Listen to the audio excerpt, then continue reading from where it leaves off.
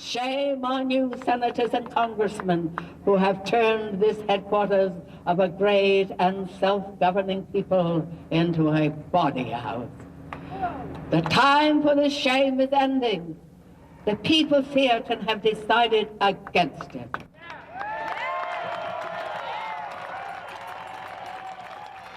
You have somewhere on your desks, under the love letters from your greedy friends and co-conspirators against representative democracy, a modest bill against soft money. Pass it. Hi, everybody. This is Jodi with Real Progressives, and welcome to the Up and Up. I have invited some special guests today from my home state of New Hampshire to talk about elections, voting rights, and voter suppression. This is always hugely important, but especially right now during the pandemic, it's taken on really massive significance. So here today, I have Kate Coon from the League of Women Voters in Peterborough, New Hampshire, Brian Beihl from Open Democracy, Eric Benevides from Wolfpack, and Heather Stockwell from Rights and Democracy. Thank you all for being here.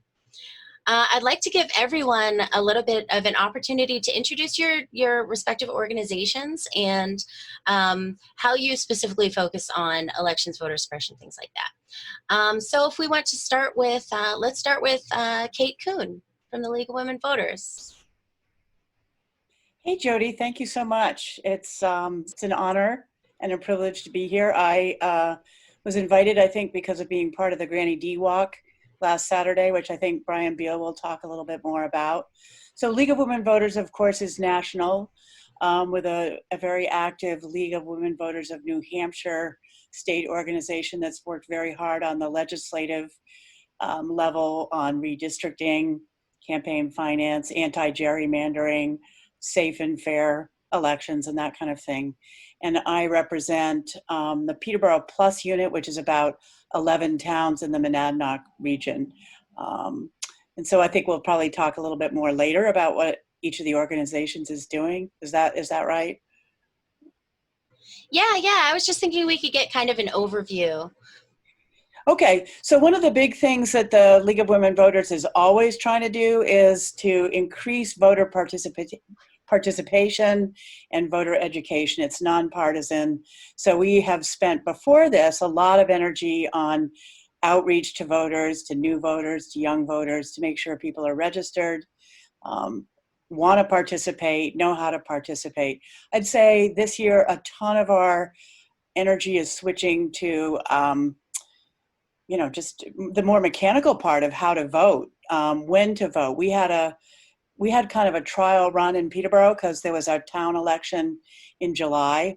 And so that was the first insight into getting an absentee ballot and what kind of absentee ballot you get. And do you get it from your town clerk's office? Do you get it from the Secretary of State website, et cetera, et cetera, et cetera. So like a lot of the organizations, we're switching to a lot of attention, the sort of immediate attention of getting ballots into people's hands. And you're a national show, so people need to understand that all of that is different in New Hampshire. There's no such thing as, mailing all the ballots to every household, or there's no mail-in. Voter registration is a much harder thing to do here. There are many more steps. It's very clunky. So that's a lot of what we will be, that's what we're doing now. And then the other thing League of Women Voters does, because we're nonpartisan, is we have candidate forums. We're kind of well known for that. So that's something that we're going to have to gear up, and we're going to have to learn from people like you, Jodi, how to do this on the webinar Zoom platform, basically between the primaries and November. And then locally, we're just coordinating the heck out of our relationships with all these other organizations that you see on the show today. Because we have to have that sort of multiplier, amplifier effect to get the information out, to get people aware, and then acting on their awareness. So that's in a little bit of a nutshell, League of Women Voters. So join, if you're in a state, because you are, join the League of Women Voters. Been around for 100 years, big anniversary this year. Absolutely. Yes, that's tomorrow. Am I right? Is when it was ratified, or I guess this is going to be 26th. going out. Oh, okay. I don't know why I Yeah. thought it So was the 19th. the Granny D walk this year was nice because it was 100 years of women walking for democracy. So there's been a lot of attention to the ratification of the 19th Amendment and all the complexities around that. Obviously, not everybody got the vote. Not all women got the vote. And so one of the things the League is saying is hard won, not done. So I'll leave you with that. I like it. And thank you so much for that. Let's go to Brian Beihl of Open Democracy. And can you tell us a little bit about your organization and the focus, your focus in voting?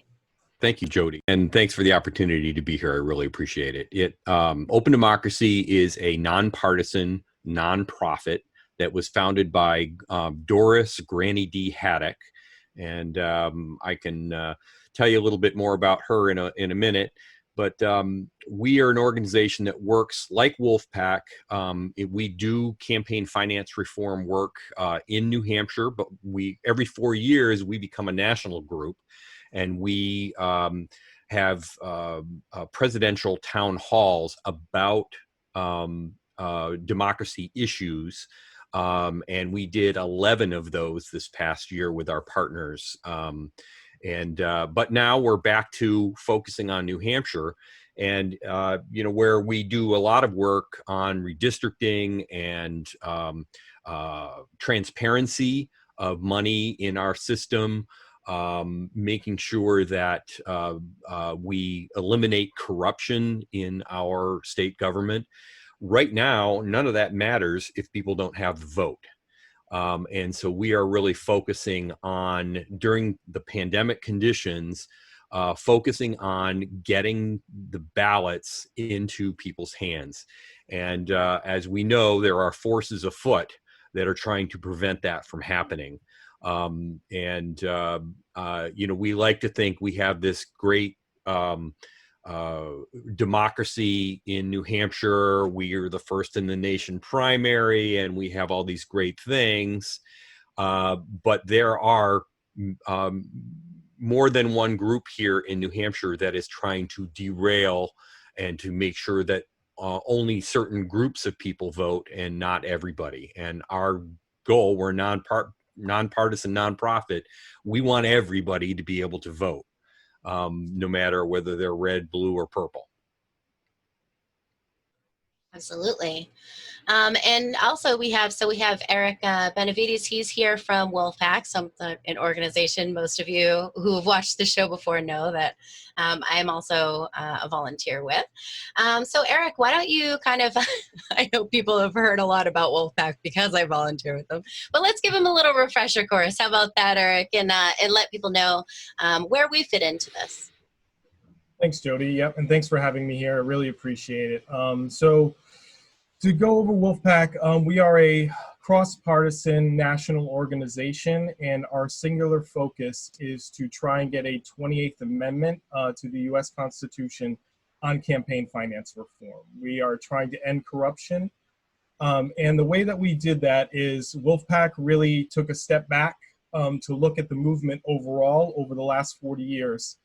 And also looked back at history to see other movements like this and what void we could fill and how we could support these groups. And what we really noticed was there was a piece missing.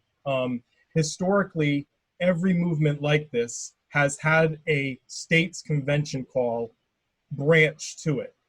And we noticed that this campaign finance movement did not have that branch. So Wolfpack's goal is to fill that void and add support to the rest of the groups by calling for state's convention to amend the Constitution for campaign finance reform. So that's really our singular goal, but we support all other measures on how to get to an amendment and also how to get state elections to be uncorrupted. So that we like to support all the other groups. If we get there by Congress passing the amendment, we're all for it. If we get there through a state's convention, if we get public financing in New Hampshire, awesome. You know, we just want to work with any group that's going to get us to end this corruption that's basically taking over our electoral system. Great. Yeah. And you know, it highlights really a beautiful thing. Everyone kind of working together towards the same fundamental goals, right? Heather, can you tell us a little bit about rights and democracy and where rights and democracy kind of fits in advocating for voting rights and things like that? Yeah, thanks, Jodi. Thanks for having us all on the show. This is really great. Yeah, so Rights and Democracy is also a nonpartisan, grassroots, member-led organization, and we're working to connect and organize communities around the state to make sure our leaders in Concord are hearing our voices and meeting our needs. And so Rights and Democracy is a little different in that we're a multi-issue organization because we were really seeing our efforts on single issues really hindered by political power, right? In order to build more political power, we need more people, and the more people that overlap on all these issues, then we have more power, right? We have more power to actually win on these issues. So basically money in politics is in the analysis, the political analysis around like every single issue. So it really makes sense for us to jump in on this because of course, this is, you know, hindering all of our effectiveness to advocate for ourselves as people of the United States, no matter where you fall in the political spectrum. So yeah, so I think it's you know, in New Hampshire we sit on the voting rights at the voting rights table, and we've committed to make 150,000 phone calls to people in New Hampshire to make sure they understand how to vote. So you know, that's part of the outreach that we're doing in New Hampshire. Because it is confusing. We are kind of an odd duck, as you will, I guess we could put it that way. We're kind of an odd duck or a lonely, stubborn island in the middle of New England. We seem to take a little bit longer to change and get on board with things sometimes. But I, you know, that also sometimes means that we have democracy, because sometimes things take a little bit longer because we're being democratic about it and we're listening to others, and sometimes that's a little bit messy too.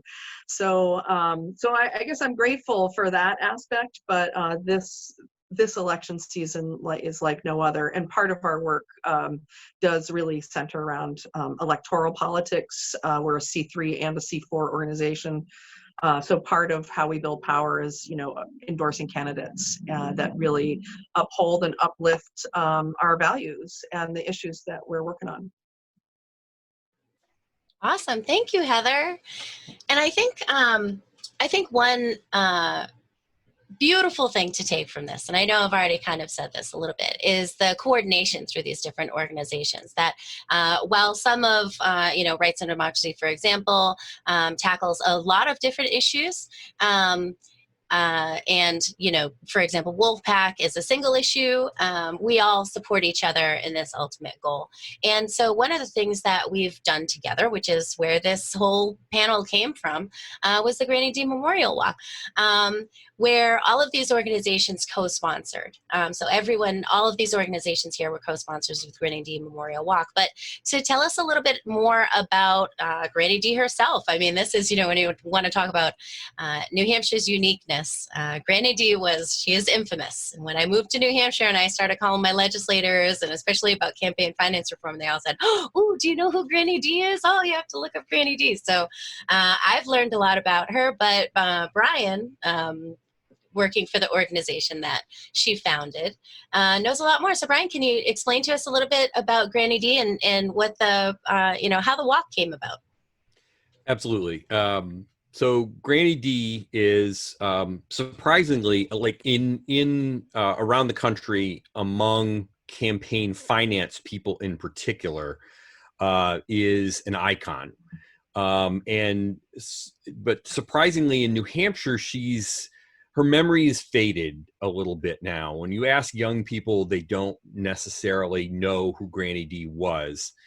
But we've been kind of applied the moniker of her of being America's campaign finance reformer.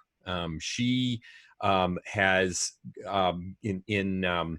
when she was 89 years old, she started a walk from California to Washington, D.C., 89 years old. Now, think of the 89-year-olds that you know and whether, you know, they would be able to do something like this. She came to her son, and she was so upset with what she perceived as being corruption in our campaign finance system, so that the people's voice was no longer being heard.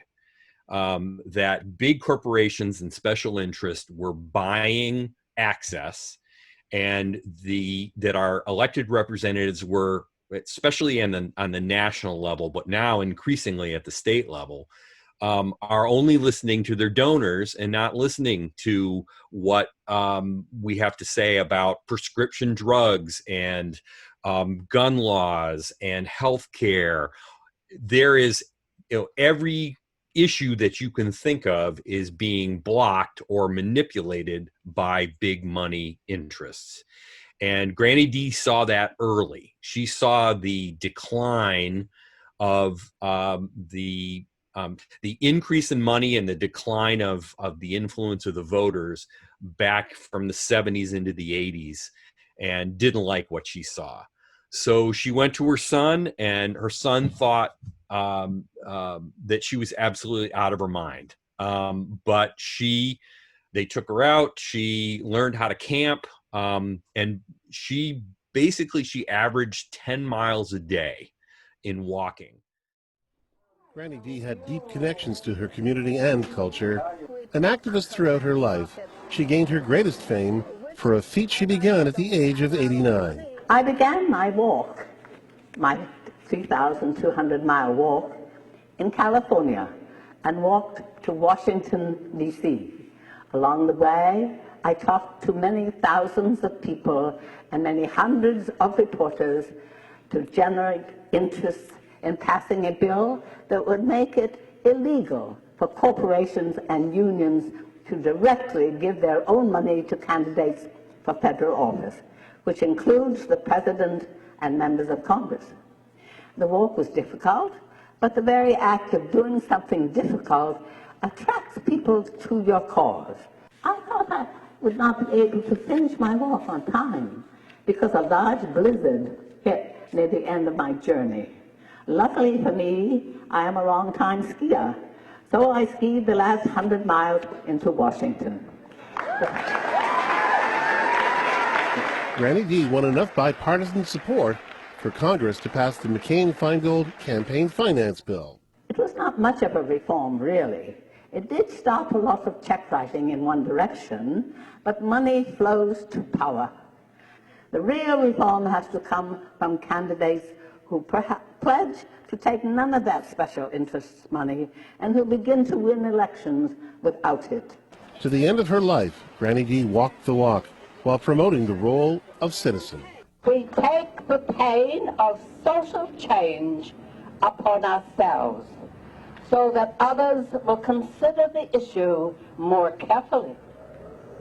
This was taught King by Gandhi, and King taught me. Unfortunately, in her lifetime, she saw that blown apart by Citizens United. And in fact, the Citizens United decision came a very short amount of time before she died at 100 years old. So it would encourage everybody to just do a search for Granny D. There's lots of resources online, but the New York Times obituary for Granny D is a fabulous read. That gives you a really great idea who she was and the influence that she had. There's a documentary called Granny D Goes to Washington, and another really worthwhile to understand who she was and the influence that the lasting impact that she's had on the campaign finance reform movement.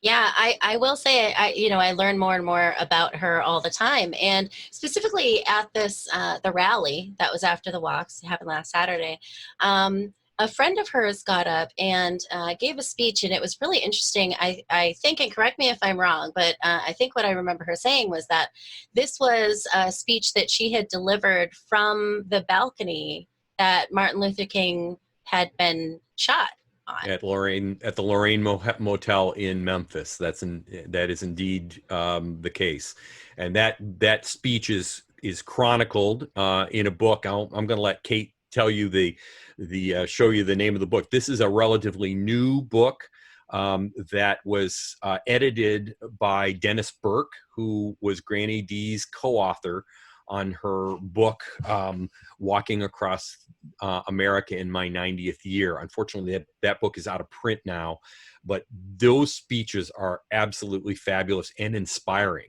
I mean, really inspiring. So would urge you to get those. Those are available on-demand printing from Amazon right now. Wow, that's great. I would love to have it and just be able to read it and kind of process it in that way. Even just hearing it, it was very impactful for me, and especially you know, I'm sure everyone in this and everyone on this panel can speak to the way that the influence of money in politics influences how we deal with other issues. I know, Brian, you just talked about that as well. But what was really unique to me about, or specifically impactful for me about her reading this, this being read at the rally, is that it very eloquently tied together what we're dealing right now. We're talking about Black Lives Matter and having this conversation about racial injustice and things like that. And this was very much what that speech tied in together, was how this how campaign finance affects, or I would say the undue influence of big money influences these issues and how we deal with them. So it was just very beautiful the way that she was able to do that, and emotional listening to it, you know. Anyway, hopefully if we have that, we can play that in here, and if not, then we can publish that afterwards, because we did record it at the rally. Okay, so what I'd like to move on to is a discussion about kind of what is the difference between the right to vote. I mean, right now we're going to, as Kate was speaking about, talking about, this is coming up on the 100-year anniversary in just a few days here of the women's suffrage movement coming to this pinnacle of having the amendment passed so that women can vote. Kate, could you expand a little bit more on that? Because when we talk about having the right to vote, and the difference between having that right and actually having the ability to vote, do you think that that's something that you could expand on a little bit, and maybe specifically as far as what is happening in New Hampshire with our mail-in voting being allowed now, but not necessarily being facilitated for, shall we say? Yeah, that's a good way of putting it. So you're talking about, I think, right, you know, a constitutional right and access. And so then you look at all of the little impediments, little or big impediments to access. How many signatures do you need? One of the things I tested was how many clicks on a website do you need to get to the form you need? And what if you can't get that? What if you're sent on a circular little rabbit hunt and you are? So I moved here from Massachusetts 6 years ago, and that was the first time I had to show my voter ID when I voted. And I gave a little pushback about that, you know, come on, I'm registered. And then I became, once League of Women Voters became part of what I did, I became aware of how, again, this is not made easy in this state. Other states talk about, well, you just go to the high school and you register all the kids right there. You set up a table and then you register voters, and you don't do that in New Hampshire, you know, not by a long shot. So educating, for instance, students, because we really want to motivate all those kids who are turning 18 to just, you have a right to vote. I kind of feel old school that you have almost a duty to vote. We should have automatic, you know, opt-out voter registration, something like that, instead of first you need this form, then you need to prove your domicile, and then we were going to try to make a law to make that harder, et cetera, et cetera. So right now the access question, as Brian was talking about, is making your request, your absentee ballot request, which is not so simple and has been gummed up by lots of different, whether there's a checkbox for COVID-19 or there isn't. A lot of people said, I don't want to say I'm disabled. I'm not disabled. And you want me to sign an affidavit saying I'm disabled? No, no, no, it's okay. You can sign that affidavit for now, even though we didn't put that on the form, et cetera, et cetera, et cetera. Then you've filled out your request, you drop it in the mail slot or you don't drop it in the mail slot. Where do you put it? Oh, well, I dropped my request in the mail slot, but if I do that with my absentee ballot, that's not going to work.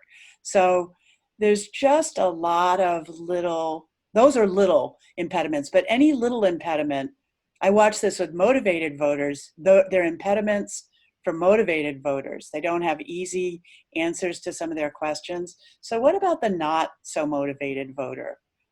You know, should still have the exact same right, the Granny D right to have your vote, your voice count. And it's discouraging. So, and the kids, you know, when we talk to the high school kids, they just, yeah, oh yeah, that's voter suppression. You know, when I try to say I'm going to college, but I live here and the clerk gives me a hard time, that's voter suppression. So. Yeah, that's interesting. That was going to be the next question I asked, is kind of how do we draw the line between kind of just not facilitating voting and not, you know, where do we draw the line between not facilitating and it actually being suppression? Yeah. Yeah. And, you know, of course, that's a big topic here in New Hampshire. When you talk about going and registering high school kids, well, if they're going to college next year, they might run into a serious issue because being able to vote in that, where they're in school and things like that. And yes, you know, that definitely does kind of cross the line into suppression because you're, you know, pulling out demographics that, you know, will vote one way or not, or that tend to heavily vote one way or not. So I'd like to talk a little bit about the funding, right? We know that, of course, there have been, throughout the pandemic, we've known that we were going to have this issue. How are we going to facilitate people being able to vote when they do not feel comfortable, and rightly so, going to a public place with a whole bunch of other people, sharing the same pens and all that kind of good stuff, right? So, Brian, could you talk a little bit about kind of how that's worked out with the CARES Act and you know, possibly the HEROES Act hasn't been passed, but how has that worked out with funding for the states? Well, so the Secretary of State created something called the Select Committee on 2020 Emergency Election Support. Just rolls right off the tongue. The Secretary of State wisely pulled had members of a 6-person committee from the legislature, but also people who had wide experience in New Hampshire in running elections to say, we have this CARES money from the federal government. How should we implement that in New Hampshire? And they went through a 6-week process of listening and did a really great job. It actually gave me pause to just say, wow, this is what governing should be like. They listened to all these different groups, they took input, and then the Secretary of State summarily ignored what they said, unfortunately. So what the idea was for them to make recommendations on how $3.4 million was to be spent in election support. What they decided was they had a limited pot of funds, and it quickly became obvious that there wasn't enough money in that 3.4 million to do everything. Therein lies the need for the HEROES Act, which is what you just referenced, which is stuck in the Senate as the Democrats and Republicans try to negotiate what some kind of continuing support for states. What New Hampshire ended up doing with the CARES money, however, is they used a lot of it for postage, but postage to send materials out. They used some of that money to help support the towns by giving them the personal protective equipment that the poll workers would wear. You can imagine the whole town comes through these bottlenecks and stands in line. We have to protect those voters, but we also have to protect our poll workers that are going to be seeing all these people on election day.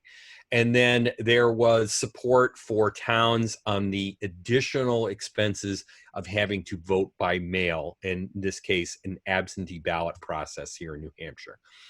The select committee did recommend that they put, for instance, return postage on the absentee ballot return envelopes to get them back. That got thumbs down from the governor.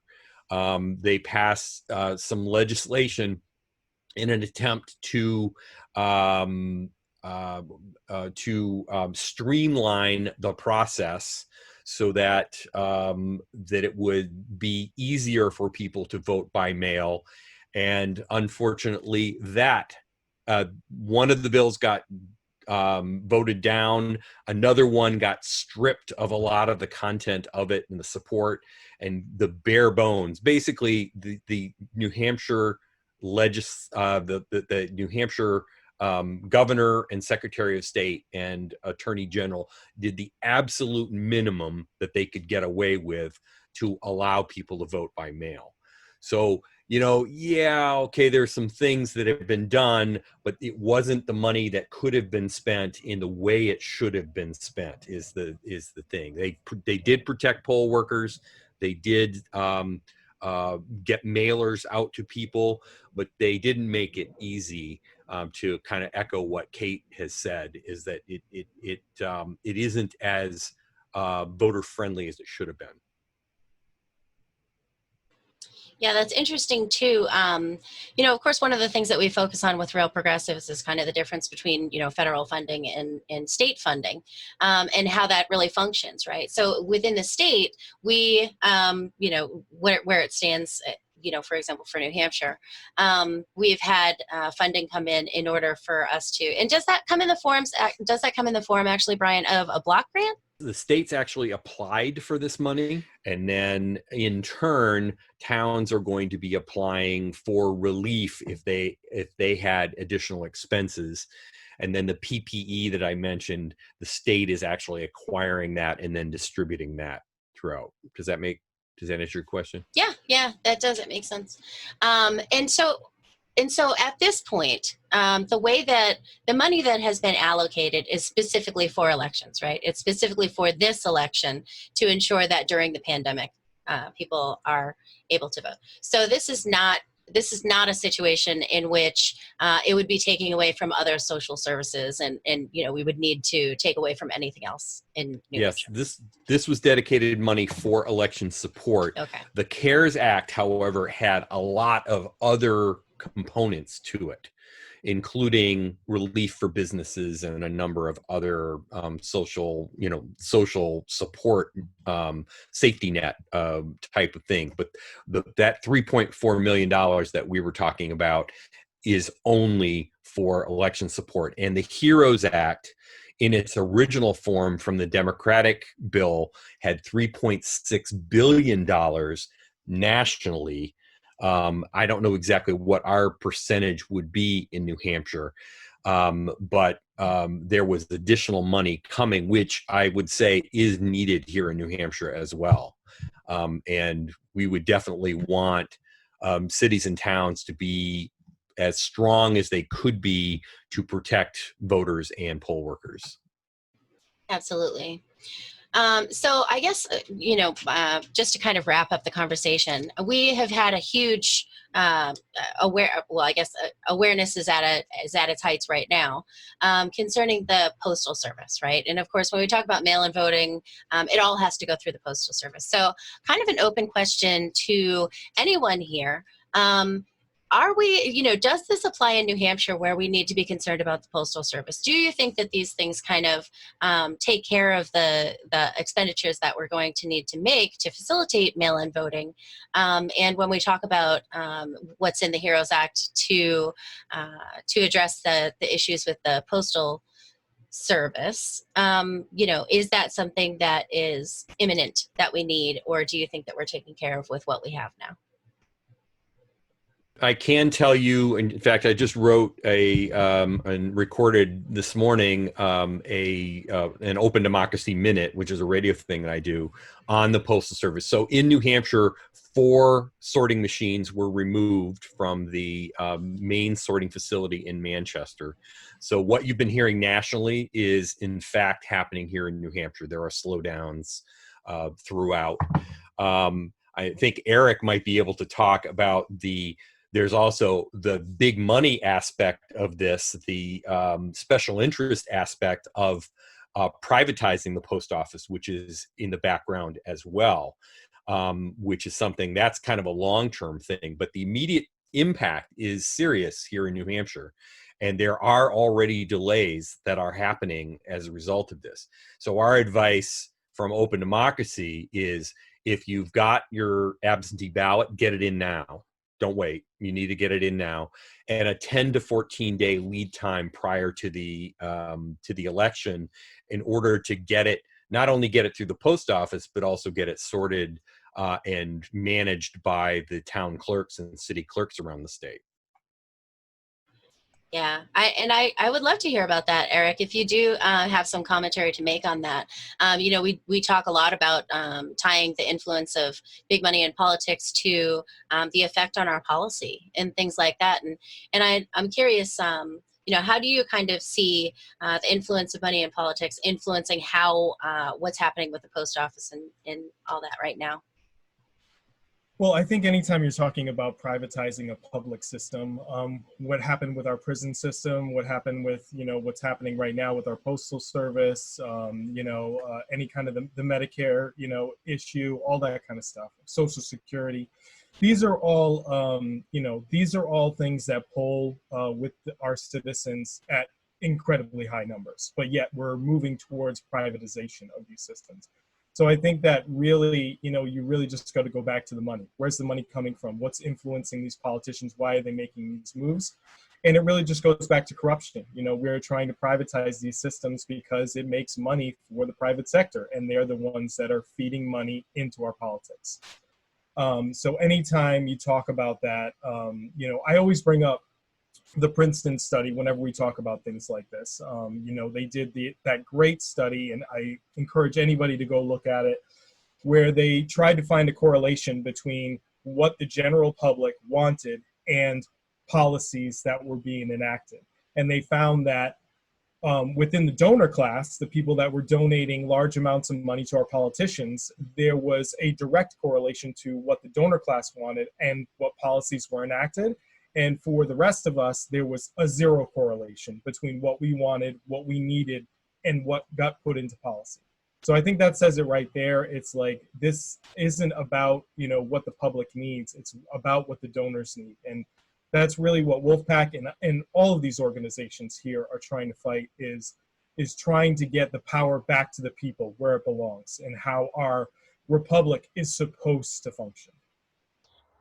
So when we're discussing what the community wants versus policies that are enacted, I think one thing that I'd love to hear from Heather about this community survey that she did. I think I'll just let you take it away. I think this is 2017, or it was actually the beginning of 2018. I had just been hired by RAD or Rights and Democracy as a project staff, and my goal was to go out across the state and get 1,000 surveys filled out. And I felt pretty strongly that I needed to go everywhere in the state and talk to anybody that I could get to talk to me and answer the question. It was a 2-page survey, so it was a little time-consuming to fill out. And I think upon reflection is, I don't think that a lot of people have often been asked those things, or that was my experience in that position. A lot of times people were like, well, nobody's ever asked me what I thought about those things. So I thought it was really interesting to get out. I did a roundtable discussion in every single county I went to the Loudon racetrack. I went to farmers markets. I went to market days, any kind of community events that I could find where people were congregating. I would go out with some friends and some clipboards and talk to folks. So, I would say that was really valid. It was validating to hear, healthcare came out as the #1 issue. And the opioid crisis that we are in New Hampshire came out as the second issue. And that, to me, I knew it was a big issue. I think for me, though, I didn't realize how many people had firsthand stories about how this had touched their lives. And it was hard to find people without a story, in fact, when it came down to it. But yeah, I think it was around 85%, if I remember correctly, that answered that money in politics, whether they leaned sort of more conservative or more liberal, that money in politics was still a huge issue. Of course, both parties definitely blamed in the mix of things, in the mix of issues. But the other remarkable thing that came out of that survey is that to me was how many people were actually struggling just to get by, which is, those sort of Pavlov's needs scale. People definitely cared about their environment. We live in a beautiful, beautiful countryside, so a lot of issues regarding our environment, certainly people cared about that. But yeah, those needs of like just affording the basics, like a roof over their head, food on the table, having a job that paid them wages that they could afford that with, which I think was good for all of us to realize, like, okay, this is the work we want to do, and now we know the analysis that at least 1,000 people in the state, which I think is a pretty good sampling. And it's only 2 years ago, so it's not that long ago. Certainly right now with COVID, it feels like things are changing very rapidly. So I really do. I want to go back to the voting and the Postal Service, because I think that's really kind of what's at hand right now. And I am advising people to, even if they can, depending on their town. My town is very accommodating, and my town clerk has been very accommodating. She has even left packets to apply at the post office. So people could, the form right there with a nice little note from her. So I made an appointment with her because she is all appointment based now. She's still up there during the regular hours, but would prefer that you make an appointment. So I said, well, I'd rather do that than right now in the position that I'm in, than go to my post office, because quite frankly, not all the postmasters or the post office workers are wearing masks. So I feel like I'm at risk. And I have a guarantee that it's gotten into the right hands, because I am personally waiting. I think I'm not alone here either. I'm personally waiting for packages to arrive that I've ordered from online sources. So I think there's a lot of worry there, and I'm going to just suggest that everybody call our delegation. I have heard back from my Congresswoman's office that there will be a hearing in September with the Postmaster General. My response was September's a little too late for our primary, but keep calling. I think it's not going to hurt anything to keep calling them and telling them how important this is to you. And I think really putting it into that context of, this is a public institution and we really need to save it.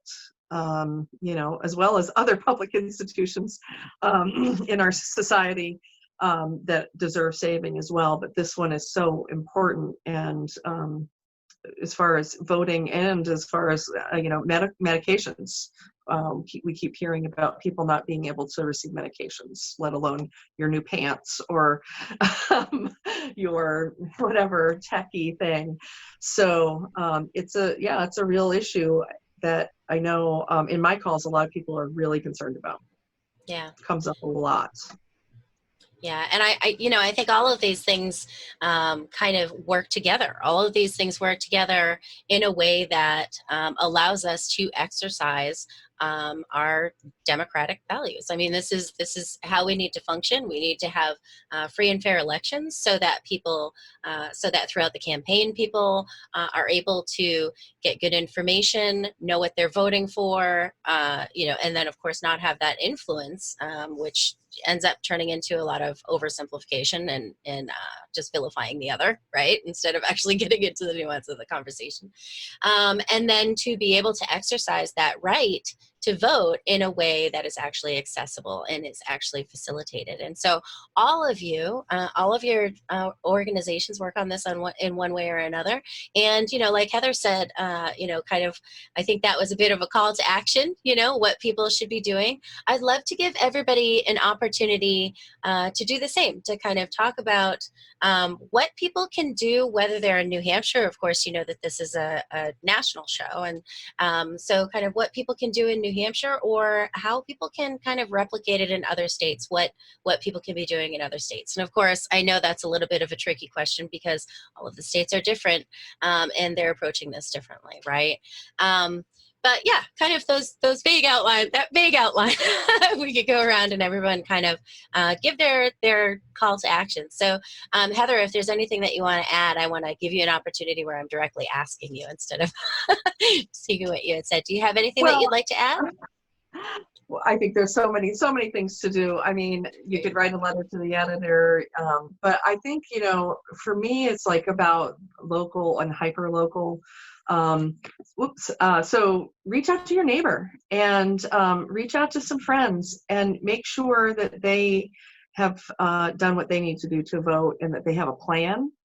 We talk about that a lot in the Get Out the Vote time, and I feel like for us at Rights and Democracy, a lot of our scheduling had to get pushed. We pushed a lot of stuff a week, even 2 weeks forward, or, moved them up so that people would have time to actually send their votes or their ballots back within 2 weeks. And so that was sort of our mark, was like, we have to do these events before the 2-week mark. Otherwise, it really may be too late. So keep calling. And and just make sure your neighbor has a plan to vote, or some of your close friends in your pod. That's great. So yes, absolutely. So let's hear from you, Kate. Do you have some kind of call to action that you'd like to share with everyone?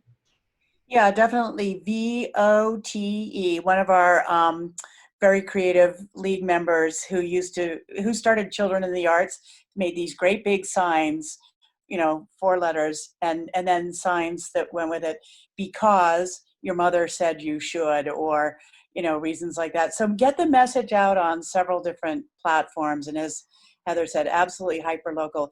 And then thank you, because I remembered one other plug I need to make. The League of Women Voters is a national partner with the Census 2020. There's another, you could have a whole show about that too. So we are working hard, but sometimes it feels like, oh my God, I'm scrambling to work on census stuff at the same time that we're up against this deadline for the absentee ballot thing. But so with voting, I think in terms of bumper stickers, your vote, your voice, your vote is your voice. And with the census, count everybody, because everybody counts. So I just keep pounding our local people. Do you know how to find out what your response rate is in your town? It's really easy to do.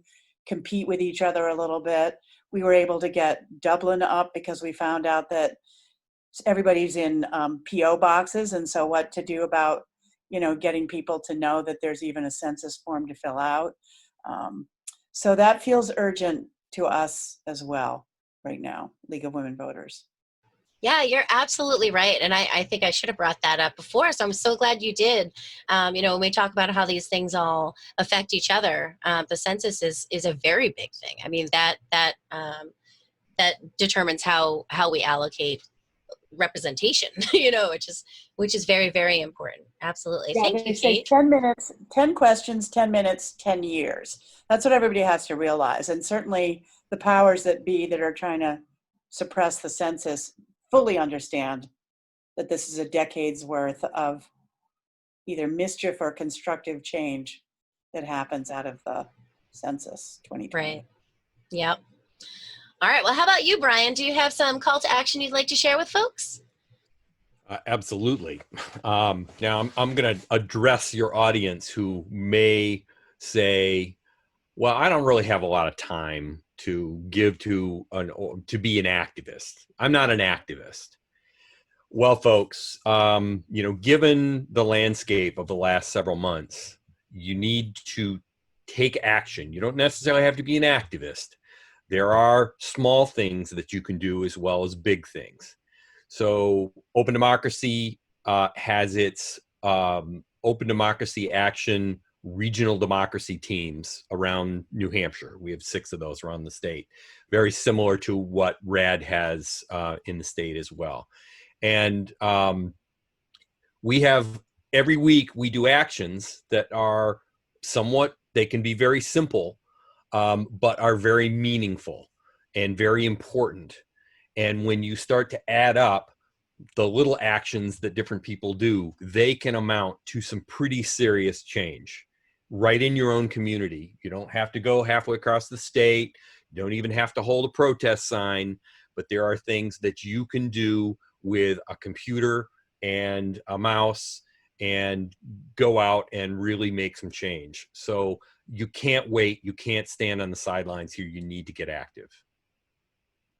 I love it. I love it. I love it. I love it. And I love the acknowledgement that it doesn't take that much time. I think a lot of people kind of feel intimidated, thinking they need to be, you don't want to take on commitments that you can't, follow through with, or, things like that, so for perfectly reasonable reasons, I guess I'll say that, people tend to not get involved. And I think that that's a very important thing to say, that it doesn't matter how much time. And I guess I'm repeating what you said very eloquently, and I don't need to do that. So thank you, Brian.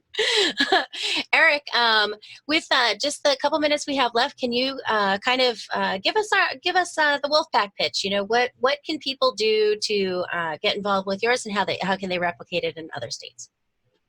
Oh, thanks, Jodi. Yeah, and I'll piggyback on Brian. I mean, it's not about being an activist. It's really about just participating in your republic. Like, our form of democracy, our form of government requires participation. Like, voting is one of those ways to participate, but your candidates, your representatives don't know what you want unless you tell them what you want. So one of the most basic things you can do is to contact your senator or representative and let them know what you stand for, like what you want to see.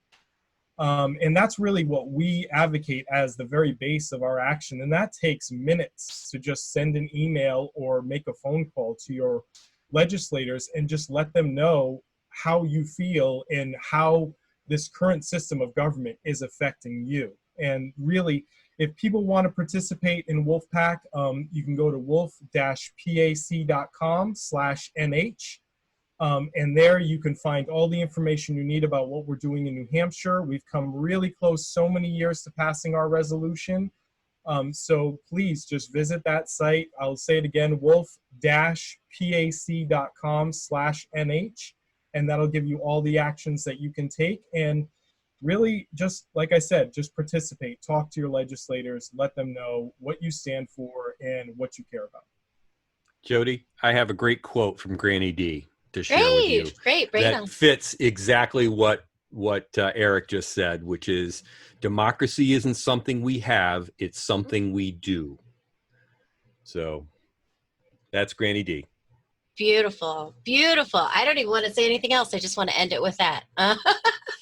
But thank you all for being on today. I really appreciate not only coming on to talk to us on the Up and Up, but also everything that you do to really ensure that our right to vote equals that we are able to vote and that we will actually be represented. So thank you so much for joining me today. This is Jodi Newell with Real Progressives, and this is the Up and Up signing off.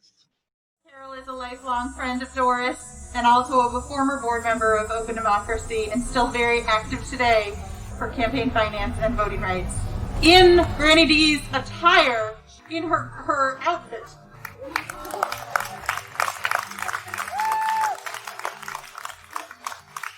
This is a little warm, but I'm going to put the sleeves on. It was Granny D's suit. You'll see her in various pictures.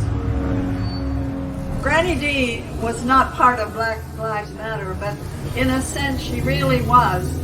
I saw her in a movie that she was in. She went up to a black member of a crowd and gave this person a hug and said, "It's good to have a little color here." And she was right. So I'm going to read the speech that she gave at the Lorraine Motel, the balcony of the Lorraine Motel, where Martin Luther King was assassinated. And she did this in September 7th of 1999 when she was walking through Memphis, Tennessee. She also walked to this site with Dick Gregory and members of the sanitation union who walked with Martin Luther King on his last day. Here it is. "We are on hallowed ground. The petty affairs of the day fade away at this place where the courage and pain of a righteous life suddenly transcended to the eternal. And with that transcendence, the light from above that shows us the way to justice and love became for all time one soul brighter. Did Dr. King die here? The part of him we love, his soul, will never die. And so his voice still rings in our ears, and he still implores us to make brotherhood, love, and self-sacrifice our own tools for change. We hear you, Dr. King. In this place, it is easy to remember that our brothers and sisters of every color have sacrificed their lives to advance, our shared dream of a land of equality and plenty. We have not made these sacrifices in order to separate our people into rich and poor, privileged and oppressed. Dr. King was in this very place because he believed that equal economic opportunity is the partner of political equality. Our people are more economically divided now than they were when King walked this way. The tax and labor and business laws of this nation drive that division, and those policies are held hostage by a corrupt Congress and its system of campaign finance bribery and billion-dollar political favors. These favors are paid at the expense of programs that could make our society fairer and less troubled. Whole parts of our society, stripped of other opportunities, have fallen into illegal markets to survive. A young generation of urban poor is in jail or in the justice system. Our families are working too many jobs and too many hours to be able to raise their families properly. It is the duty of leaders to shape society so that the great masses of its people can work to provide decently for their families and their futures. Our leaders, distracted by the corruption of the campaign finance system, are failing that duty. They pass laws that destroy the jobs and lower the protections of workers, that segregate the people into rich communities and communities of despair, that provide jails instead of education, shelters instead of decent housing, and toxic pollution instead of healthy environments for our children. They do it to favor the wealthy elite who underwrite campaigns to keep them in power. We must replace this bribery with the full public financing of our elections so that candidates may speak as freely to the community as they did in the days when publicly funded candidate debates in the park sufficed. We must get big money out of politics before it destroys us utterly. Americans are disheartened. But we reformers must not despair. We must help bring forward the day when ordinary people can speak as equals at the table of power to decide the affairs of our government. Our democracy is sacred ground. It is bred with the sacrifices of our people. We are here today to honor those sacrifices, not with our words, but with our deeds. To the apologists of corruption in Congress, like Mr. McConnell of Kentucky, understand, sir, that just like those who stood atop the school steps to block the historical arrival of desegregation, you cannot stand forever atop the Capitol steps, your arms folded against the American people's longing for a democracy worthy of our national sacrifices.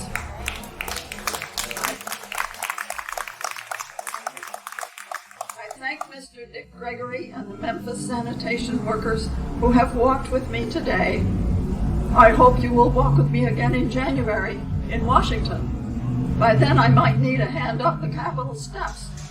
And I hope that we, as American brothers and sisters, might go into that great temple of freedom together with Dr. King beside us and in our hearts. Thank you.